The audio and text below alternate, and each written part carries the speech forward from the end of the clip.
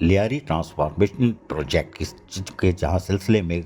مشاورت کا عمل جاری ہے، وہی ممبر قومی اسمبلی سردار نبیل قبول بھی پہنچ گئے اجلاس میں شرکت کرنے کے لیے۔ تو میونسپل کمشنر حماد رنڈی خان نے ان کا استقبال کیا تاکہ وہ اجلاس میں جہاں شرکت کریں گے، وہیں پر اجلاس میں یقینی طور پر دیگر ممبران بھی وہاں موجود تھے، کیونکہ لیاری ٹرانسفارمیشن پروجیکٹ کے لیے جو اجلاس گائے بگائے ہو رہے ہیں، مشاورتی عمل کو تیز سے تیز کیا جا رہا ہے۔ اس کے اندر سردار نبیل احمد قبول کو جہاں بریفنگ دی گئی، وہیں پر رکن MNA یعنی رکن قومی اسمبلی لیاری جو کہ پروگریس تھی، ان کی آن گوئنگ جو کام تھے اس کے حوالے سے سروے، اور اس کے بعد نیسپاک پروجیکٹ ڈائریکٹر فہیم چاچڑ خاص کر یہاں موجود تھے، اور اس کے ساتھ ساتھ میونسپل کمشنر حماد رنڈی خان نے بھی ان کو تفصیلات فراہم کی۔ میٹنگ کے دوران کوشش کی گئی کہ تمام چیزوں پر کھل کر مشاورت کے عمل کو یقینی بنایا جائے۔ پروجیکٹ ڈائریکٹر فہیم احمد چاچڑ اور میونسپل کمشنر حماد رنڈی خان نے جہاں ان کو تمام تر بریفنگ سے آگاہ کیا اور بتایا کہ اس سے لیاری ٹاؤن جو بدلتا لیاری اور جگمگاتا لیاری ہے،